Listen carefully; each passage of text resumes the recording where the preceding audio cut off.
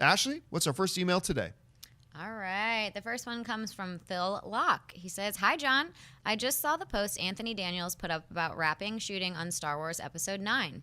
I admit I might be reading into it too much, but it sort of sounded to me like he was saying goodbye. Like, will we never see C-3PO again? Sorry.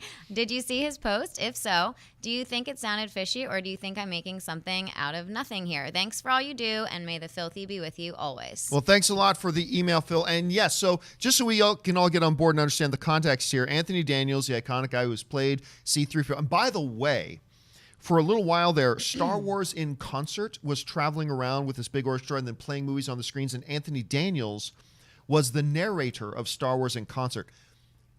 Awesome. I would have put that on par with like a John Williams concert. It was so much fun, and Anthony Daniels was great in it. But here's the social media post that they're talking about with Anthony Daniels. So Anthony Daniels gets on and he says, "Today was C-3PO's last on Episode 9. He's sad, so am I. But we're so proud to have worked with such a lovely, talented cast and crew led by JJ and Kathy.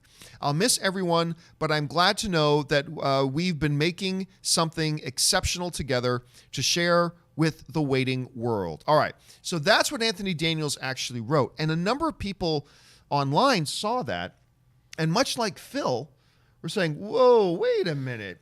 This doesn't just sound like, hey, wrapped a movie. This sounds like a goodbye. This sounds like a goodbye. Now, the one thing, so I looked it over. Here's my impressions of this, Robert. I see how somebody could read that and go, it is like, does C-3PO finally get disintegrated and sold for parts like he always feared he would be? Is that what's going to happen here? But when you really read it word for word and looking for something literal, I don't see anything in that tweet that to me definitively says, oh yeah, C-3PO gets off. This is the end of the line for C-3PO, which, I mean, it might be, but I don't see anything in here that definitively says that, but I could see how somebody may interpret that. You read that and heard that. What do you think? Well, I think, first of all, C-3PO was already assassinated in Empire Strikes Back by the stormtroopers. Yes. Chewbacca was able to salvage him and put him back together. They found him in a junk pile. C-3PO doesn't die. He just gets rebuilt and reborn. And, if C-3PO were to die, and I don't think he is going to die, you don't kill C-3PO. There's only one thing worse than the death of C-3PO, and that was, of course, the death of Han Solo in Fast and the Furious Tokyo Drift, killed by Deckard Shaw. But anyway, by the way, justice for Han. But I don't think C-3PO is they're not going to kill C-3PO. I mean, he has been... You get rebuilt. Now, correct me if I'm wrong. I think there's only one movie that he was not in. And I believe that's Solo. I think so, too. Because I was just rewatching Rogue One last night, and he makes his appearance in Rogue One. He's in all the prequels. He's in all the originals. He was in The Force Awakens. He was in The Last Jedi. Well, it was always a conceit, I thought, that Lucas was... When I was a kid, I believed that the saga was really told through the eyes of C-3PO and R2-D2. Of the two droids, yeah. And I remember the Star Wars newspaper comic strip when it first started. They used to have comics in newspapers, kids. And it started, and they were like... addressing this recording system, like this giant computer bank, C-3PO was, and the comics started with them telling the story.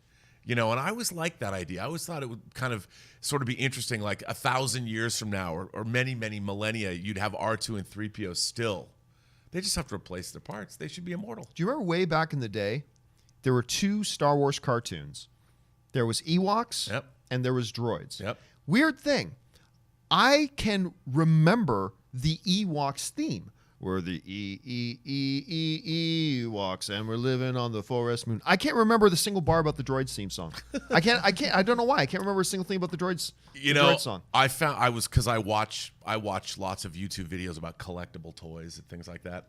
One of the most valuable... You are a YouTube video about collectible toys. It's true. One of the most valuable Star Wars toys is the villain from Droids. Really? Yeah. I don't even remember the villain droids. He's like this blue character.